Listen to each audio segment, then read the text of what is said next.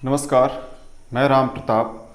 आज आपको भारत के सुप्रीम कोर्ट के बारे में बताऊंगा, उच्चतम न्यायालय के बारे में। ठीक है, उच्चतम न्यायालय बोलिए या फिर सुप्रीम कोर्ट बोलिए या फिर सर्वोच्च न्यायालय बोलिए, सब एक ही है।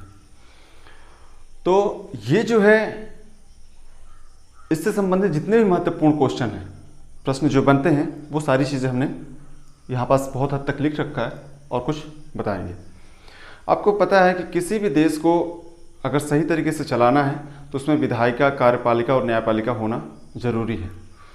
विधायिका का काम है विधि का निर्माण करना, कार्यपालिका का काम है उसको लागू कराना जो विधायिका ने नियम कानून बनाए हैं, और न्यायपालिका का काम है उनकी समीक्षा करना, उनकी जांच करना कि जो बना है वो सही तरीके से बना है या नहीं बना है, ये लागू हो रहा है सही तरीके से या नहीं हो रहा। ये सब की जाँच कौन करता है?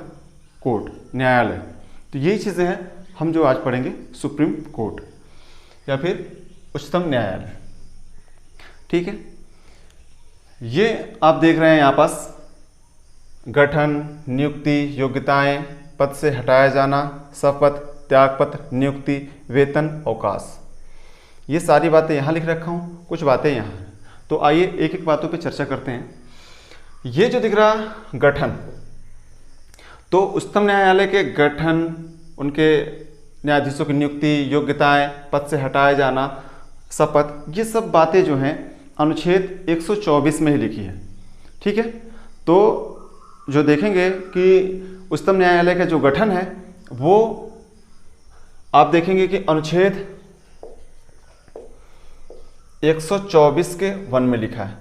ठीक है, 124 के 1 में लिखा है। पहले यहां पर देख लीजिए, उच्चतम न्यायालय का उल्लेख जो है अनुच्छेद 124 में। ठीक है, भाग कौन सा है?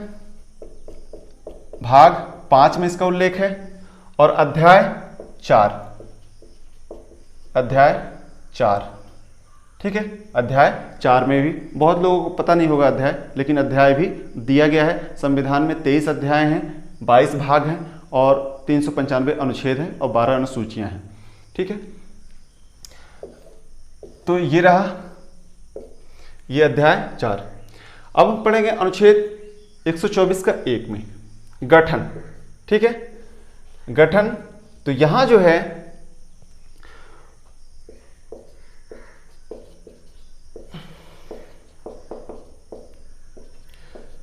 गठन, ठीक है, सुप्रीम कोर्ट का गठन या फिर उच्चतम न्यायालय का गठन। अब यहां पास ये बताया गया था कि 7 न्यायाधीश और 1 मुख्य न्यायाधीश से मिलकर जो है सुप्रीम कोर्ट का गठन किया जाएगा।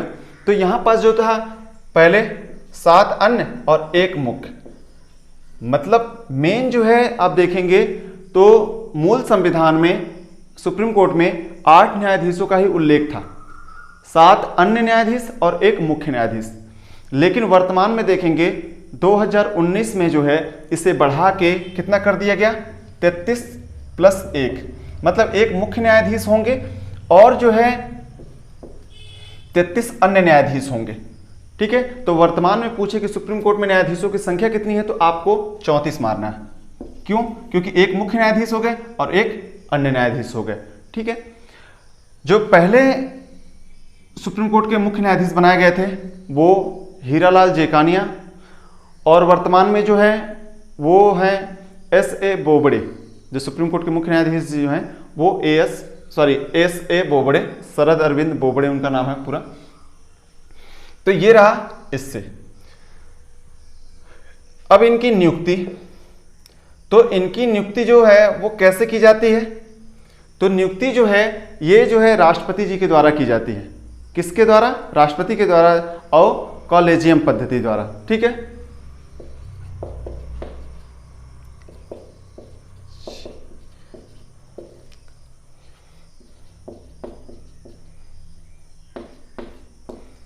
ठीक है, इनकी योग्यता क्या है? योग्यता 10 वर्ष तक उच्च न्यायालय में,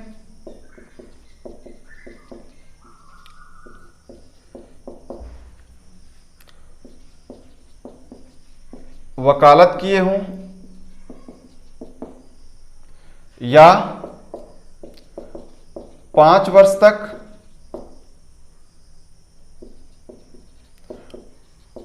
उच्च न्यायालय में न्यायिक पद पर रहे हों,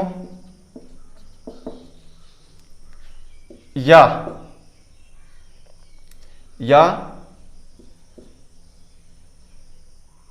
राष्ट्रपति की नजर में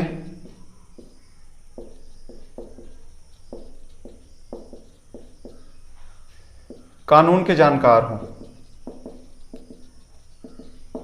ठीक है। अब पहली बात यह है कि ये तो आवश्यक ही है, भारत का नागरिक हो। ठीक है, भारत का नागरिक हो। तो योग्यताएं में क्या हो? पहला तो भारत का नागरिक हो, 10 वर्ष तक जो है वो हाई कोर्ट में वकालत किए हों, एक हाई कोर्ट या एक से अधिक हाई कोर्ट। मान लीजिए वो 5 साल मध्य प्रदेश के हाई कोर्ट में किए, जबलपुर हाई कोर्ट में, और 5 वर्ष छत्तीसगढ़ के हाई कोर्ट में, बिलासपुर हाई कोर्ट में किए, तो दोनों मिला के 10 वर्ष हो गया। तो 10 वर्ष एक हाई कोर्ट में या फिर एक से अधिक हाई कोर्ट में, पूरे मिला के कितने वर्ष होने चाहिए? 10 वर्ष। या फिर आप देखेंगे कि 5 वर्ष तक उच्च न्यायालय के न्यायाधीश के रूप में वो रहे हो, या है ना, या तो ये होना चाहिए या तो ये होना चाहिए। भारत का नागरिक तो है, होना ही चाहिए। उसके अलावा 10 वर्ष का वो वकालत किए हो हाई कोर्ट में, या फिर 5 वर्ष तक का न्यायाधीश के पद पे रहे हो। मतलब वो चाहे तो एक ही हाई कोर्ट में रहे हो या फिर एक से अन्य कई हाई कोर्टों में वो किए हों। मान लीजिए किसी हाई कोर्ट में 2 वर्ष काम किए, किसी हाई कोर्ट में 2 वर्ष और किसी हाई कोर्ट में 1 वर्ष, तो पूरा मिला के 5 वर्ष हो गया। तो ये सारी चीज़ें ये, या फिर एक ही हाई कोर्ट में किए हों 5 वर्ष ये, और राष्ट्रपति की नज़र में वो विधिवेत्ता हो वो, या फिर है ना, सब में या लगा है, बस भारत के इसमें नहीं है। मतलब इनमें से ये तीनों में से कोई एक होना चाहिए इनके पास। अब पद से हटाया जाना, अब ये जो है ये पद से हटाया जाना कैसे हटेंगे पद से? तो देखिए ये जो है ये संसद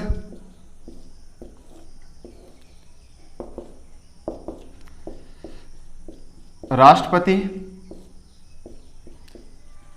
राज्यसभा, लोकसभा, ठीक है, ये तीनों से मिलकर संसद बनती है। अब जो है इनको पद से अगर हटाया जाना है तो यहां पास आप देखेंगे कि अगर प्रस्ताव यहां पास से आता है, प्रस्ताव अगर लाना है कि हमको ले आना, अगर अध्यक्ष को देना है, तो कम से कम राज्यसभा से अगर स्टार्ट होता है तो 50 लोगों को साइन करके प्रस्ताव देना पड़ेगा। अगर यहां पास देखेंगे आप, अगर लोकसभा से स्टार्ट होगा तो 100 लोगों को जो है ना, जो सदस्य हैं उनको प्रस्ताव देना पड़ेगा। मतलब ये चीजें, मान लीजिए ये राज्यसभा है, राज्यसभा के सभापति बैठे हैं, अब न्यायाधीश के ऊपर जो है महाभियोग लाना है, तो महाभियोग लाना है तो ऐसे थोड़ी कहेंगे कि हम महाभियोग लाना चाहते हैं, ऐसा नहीं है। आपको लिखित में 50 लोगों का समर्थन चाहिए कि 50 लोग तैयार हैं महाभियोग लाने के लिए। फिर अध्यक्ष अगर स्वीकारते हैं तो महाभियोग की प्रक्रिया चालू होगी, अगर नहीं स्वीकारते हैं तो नहीं होगा। ठीक है ना, तो पहले उनको देना पड़ेगा, फिर उसके बाद जो है 2/3 बहुमत से दोनों जगह पास करवाना पड़ेगा, उसके बाद वो हट जाएंगे। ठीक है, तो विशेष बहुमत से ही वो हटते हैं। तो इसीलिए आप देखेंगे कि जो न्यायाधीश होते हैं वो तटस्थ रहते हैं, वो राजनीति से प्रभावित होकर फैसला नहीं देते। क्यों? क्योंकि उनको हटाने की प्रक्रिया इतनी जटिल है कि एक बार नियुक्त कर दिए वो फिर वो खुद हटा भी नहीं सकते।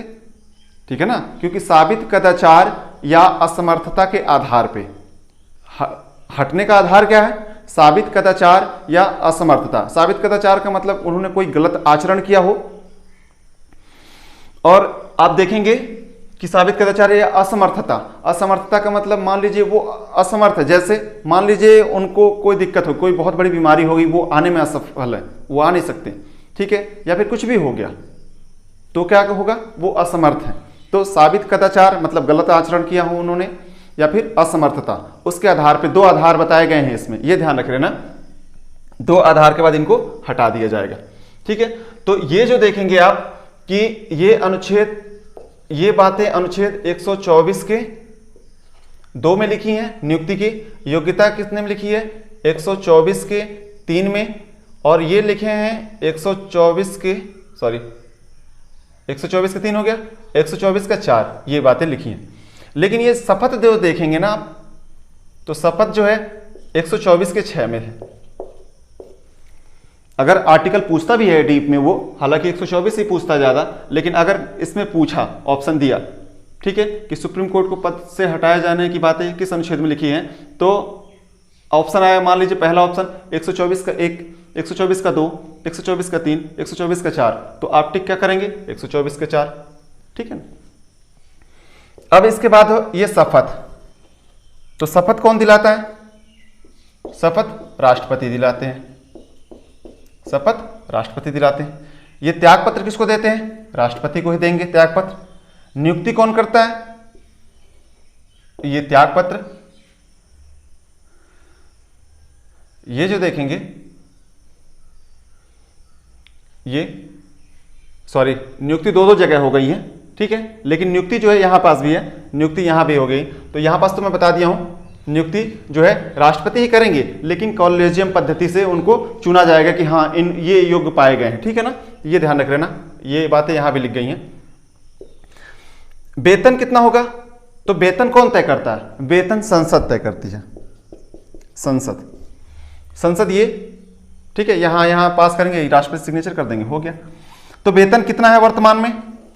तो मुख्य न्यायाधीश का कितना है?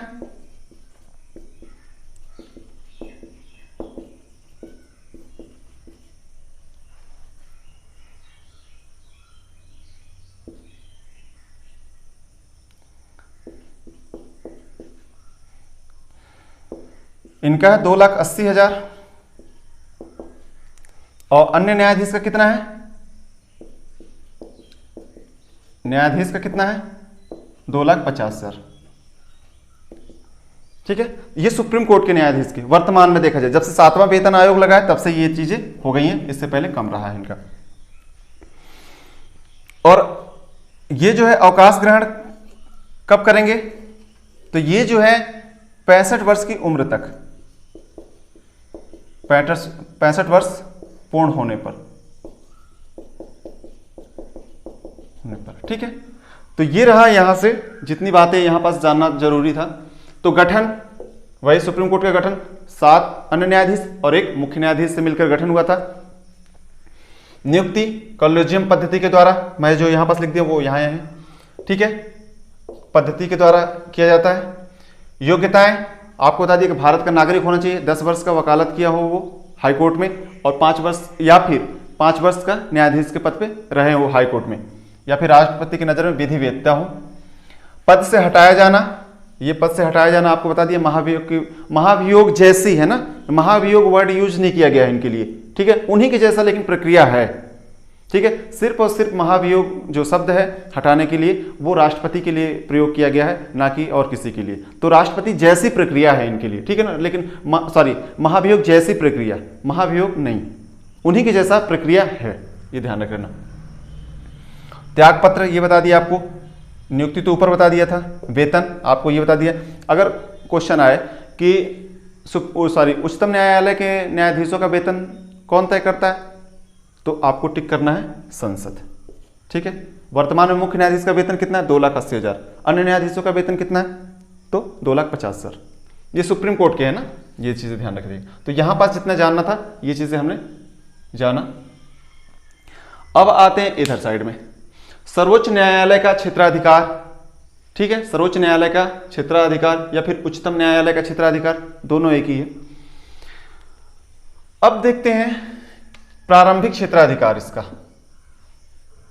ठीक है।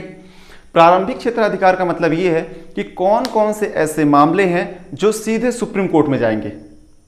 मतलब होता है ना कि district court, high court, supreme court ऐसे जाते हैं। तो आपको पता है कि ये जो देख रहे हैं, ये सुप्रीम कोर्ट, ऐसे लिख देता हूं, ये हाई कोर्ट, ये डिस्ट्रिक्ट कोर्ट, ठीक है। आप देखेंगे सुप्रीम कोर्ट छोटा ऊपर लिखा ना टॉप पे, तो ऐसे होते हुए जाता है केस, जो यहां जाएगा, फिर यहां जाएगा, फिर यहां जाएगा, ठीक है, ये आखिरी है। लेकिन कुछ मामले ऐसे होते हैं जो डायरेक्ट यहां नहीं जाते, यहां नहीं जाते, ये डायरेक्ट यहां से यहां होगा, ये यहां से यहां आ गए, ये यहां नहीं आते। तो वही बोल रहा है कि जो मामले आते हैं डायरेक्ट सुप्रीम कोर्ट में, उसको प्रारंभिक क्षेत्राधिकारिता बोलते हैं। ये कौन कौन से मामले हैं प्रारंभिक क्षेत्राधिकार के मामले में इनके? तो अगर मान लीजिए जैसे एक तरफ जो है देखेंगे एक केंद्र सरकार, दूसरे तरफ क्या है, राज्य सरकारें। ठीक है, एक तरफ केंद्र सरकार और एक तरफ कई सरकारें हों। इधर एक तरफ केंद्र सरकार, इधर जो है राज्य सरकार, यहां पास बहुत सारे सरकारें हैं और इधर केंद्र अकेले, इधर या फिर केंद्र सरकार एक, राज्य सरकार एक, या फिर आप देखेंगे कि दो राज्य इधर दो राज्य इधर, इनके बीच का कोई विवाद है, या एक राज्य इधर एक राज्य इधर, इनके बीच का कोई विवाद है। ऐसे मामले को कहां ले आ जाएगा, डायरेक्ट सुप्रीम कोर्ट में। ये जो होगा क्या, ये प्रारंभिक क्षेत्राधिकारिता के अंतर्गत आएगा। ठीक है, तो ये बात समझ लिए। मतलब ऐसे मामले जो डायरेक्ट सुप्रीम कोर्ट में जाते हो, प्रारंभिक क्षेत्राधिकार। अपीलीय क्षेत्राधिकारिता आपको पता है कि सुप्रीम कोर्ट को अंतिम अपीलीय न्यायालय बोलते हैं। ठीक है, इसके ऊपर अपील नहीं किया जा सकता, इसके ऊपर अपील मतलब न्यायालय तो है ही नहीं है। ठीक है, भले से आपको अगर कोई सजा है या फिर किसी को है तो वो राष्ट्रपति के पास जा सकता है, क्षमादान संबंधी शक्तियां हैं उनके पास। किनके पास, राष्ट्रपति के पास। तो ये ध्यान रख लेना है। तो ये जो है प्रारंभिक क्षेत्राधिकारिता और ये अपीली क्षेत्राधिकारिता। अपीली क्षेत्राधिकारिता का मतलब यही है कि यहाँ पास जैसे डिस्ट्रिक्ट कोर्ट का फैसला आया, उसके बाद ये हाई कोर्ट चले गए, हाई कोर्ट का फैसला आया, फिर ये सुप्रीम कोर्ट चले गए। तो ये सुप्रीम कोर्ट गए हैं, ये क्या है, ये अपीली क्षेत्राधिकारिता है ये। ठीक है ना, कि आप यहाँ पास अपील कर सकते हैं, लेकिन सभी मामले वहाँ पास नहीं जाते। अपीली मामले में सभी मामले नहीं जाते हैं। कुछ ही मामले हैं जिनके एक निर्धारित किया गया है कि इससे ज़्यादा का अगर सजा होगा तो ही जाएगा। नहीं तो मान लीजिए हाई कोर्ट से 2 दिन की सजा हो गई किसी को, अब वो सुप्रीम कोर्ट चला जाए तो नहीं होता। ऐसे मामले में एक समय निर्धारित किया गया है कि इससे ज़्यादा का अगर फैसला होता है तो वो जो मामले होंगे वो यहाँ जाएंगे। उनका टाइम निर्धारित होता है कि 2 महीने, 3 महीने, 6 महीना, 1 महीने के अंदर में आपको अपील करना होगा, नहीं तो वो सारी चीज़ें क्या होंगी, वो नहीं मान्य होगा। तो ये सारी चीज़ें बातें ध्यान रख लेना है। उसके बाद आता है परामर्शदात्री क्षेत्राधिकार। परामर्शदात्री क्षेत्राधिकार 143 में है। मतलब इसमें जो है सुप्रीम कोर्ट जो है वो राष्ट्रपति को कानूनी जो परामर्श है वो दे सकते हैं। ठीक है, सजेशन दे सकते हैं कि मान लीजिए कि कोई विवाद चल रहा, ठीक है, अगर राष्ट्रपति सुप्रीम कोर्ट के न्यायाधीश से जानना चाहते हैं कि हमको परामर्श दीजिए इस मामले में क्या है ये चीज़ें, तो ये उनको परामर्श दे सकते हैं। चाहे तो दे सकते हैं, चाहे तो नहीं दे। ठीक है ना, इनके ऊपर ये चीज़ बाध्यता नहीं है। ठीक है, चाहे तो वो सजेशन दे, चाहे तो नहीं दे। ये बातें ध्यान रखना, ये परामर्श। लेकिन हाँ, मान लीजिए सुप्रीम कोर्ट के न्यायाधीश परामर्श दिए राष्ट्रपति को, तो क्या परामर्श राष्ट्रपति मानेंगे? नहीं मानेंगे। ना सुप्रीम कोर्ट के न्यायाधीश परामर्श देने के लिए बाध्य हैं, न सुप्रीम कोर्ट के ना राष्ट्रपति जो हैं वो इनके परामर्श मानने के लिए बाध्य हैं। तो ये ध्यान रख लेना, चाहे तो नहीं दे, बोलने कि हमको मतलब नहीं है। मान लीजिए कोई राजनीतिक मामला है, अगर उस पर कोई जानकारी चाह रहे हैं राष्ट्रपति जी, ठीक है, या फिर कोई विवाद है उसके जानना चाहते हैं और लग रहा है कि दिक्कत हो सकती है अगर न्यायाधीशों को, तो वो नहीं देंगे परामर्श, बोलेंगे कि ये चीज़ें नहीं। ठीक है, तो वो दें या नहीं दें, ये ध्यान रख लेना। पुनर्विचार संबंधी क्षेत्राधिकार। ठीक है, पुनर्विचार संबंधी क्षेत्राधिकार 137 में लिखा है, जिसको बोलते हैं न्यायिक पुनराविलोकन। ठीक है, इसके तहत क्या किया जाता है कि अगर कोई सुप्रीम कोर्ट ने कोई फैसला दे दिया है, उस फैसले को फिर से विचार कर सकते हैं, वो फिर से सुनवाई कर सकते हैं और अपने दिए फैसले को बदल सकते हैं। ठीक है, वो दिए फैसले को अपने बदल सकते हैं। किसमें? 137 में ये बातें लिखी हैं कि 137 में अपने दिए जो फैसले हैं उनको बदल सकते हैं। आप देखेंगे कि न्यायिक पुनरावलोकन का उल्लेख एक जगह और मिलता है संविधान में, अनुच्छेद 13 में। अनुच्छेद 13 में जो है देखेंगे कि न्यायिक पुनरावलोकन का उल्लेख मिलता है, लेकिन वहाँ जो आर्टिकल है, जो अनुच्छेद 13 है, उसमें जो न्यायिक पुनरावलोकन है उसमें अगर मौलिक अधिकारों का हनन किया जा रहा है, ठीक है, या फिर संसद ने ऐसी कोई विधि बना दी है जिससे मौलिक अधिकारों का उल्लंघन हो रहा है, ऐसे मामले को जो है वो हटा सकती है, ऐसे मामले को शून्य कर सकती है। किसके तहत? जो है अनुच्छेद 13 के तहत। जैसे एक उदाहरण है, देखे होंगे आप लोग की IT act, information technology act 2000, ठीक है, सूचना प्रौद्योगिकी अधिनियम 2000, उसमें जो एक धारा है 66A, ये जो रहा, ये धारा 66A क्या कहती थी कि अगर कोई फेसबुक, व्हाट्सएप, ट्विटर या फिर सोशल मीडिया जो भी है, सोशल मीडिया पे अगर कोई बातें किसी के ऊपर लिखता है और उसको बुरा लग जाता है, उस व्यक्ति को बुरा लग जाता है, मान लीजिए ए है, ठीक है, और बी ने क्या किया, इनके खिलाफ सोशल मीडिया पे लिखा, इनको बुरा लग गया, जबकि ये है गलत, जो चीजें ये लिख रहा बंदा वो चीजें हैं इनके में, लेकिन फिर भी इनको बुरा लग रहा, तो अगर ये कोर्ट चले जाते या फिर ये थाने चले जाते तो इनके खिलाफ केस हो जाता और 3 साल के लिए ये अंदर चले जाते, ठीक है। इसी के मामले में एक जनहित याचिका दायर किया गया था, ठीक है, इसी मामले में एक दिल्ली में सुप्रीम कोर्ट में जनहित याचिका दायर किया गया था श्रेया सिंघल के द्वारा। वो जो है उसमें ये कहा गया था कि ये जो ये जो 66A है धारा, वो जो है मौलिक अधिकारों को उल्लंघन करता है, क्योंकि भारतीय संविधान के अनुच्छेद 19(1)A में वाक अभिव्यक्ति की स्वतंत्रता है, बोलने की स्वतंत्रता है, लेकिन ये आर्टिकल जो है हमको बोलने से रोकता है। इस मामले में सुनवाई हुई और फैसला ये आया सुप्रीम कोर्ट का कि ये जो धारा है उसको कैंसिल किया जाता है। क्यों? क्योंकि ये वाक मूल अधिकार या फिर मौलिक अधिकारों का उल्लंघन करता है। इसका प्रयोग उसने किसका प्रयोग किया था? अनुच्छेद 13 का ही। सुप्रीम कोर्ट ने मामले में अनुच्छेद 13, क्यों? क्योंकि मौलिक अधिकारों को उल्लंघन करने वाली अगर कोई विधि बनी है तो उसको शून्य कर सकते हैं, ठीक है, या फिर उनको हटा सकते हैं, उसको खारिज कर सकते हैं उस विधि को। तो ये मामले ये यहाँ है, ठीक है, ये 13 में। और यहाँ पास अपने दिए कोई फैसले हैं, उन्होंने फैसला कोई दिया, फिर बाद में वो फैसला देते हैं, उसमें वो दूसरी बातें कहते हैं। वो क्या है? वो न्यायिक पुनरावलोकन है। उसका उल्लेख 137 अभिलेख न्यायालय या फिर अभिलेखी न्यायालय अनुच्छेद 129 में, अनुच्छेद 131 में जो 29 में जो है ये लिखा है अभिलेखी न्यायालय।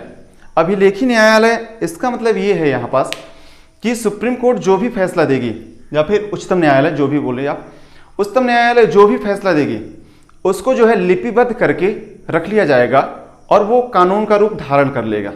अगर सुप्रीम कोर्ट ने कोई फैसला दिया है तो जो अधीनस्थ न्यायालय होते हैं, मान लीजिए सुप्रीम कोर्ट, ये सुप्रीम कोर्ट ने कोई फैसला दिया, उस मामले को लिपिबद्ध करके रख लिया जाता है।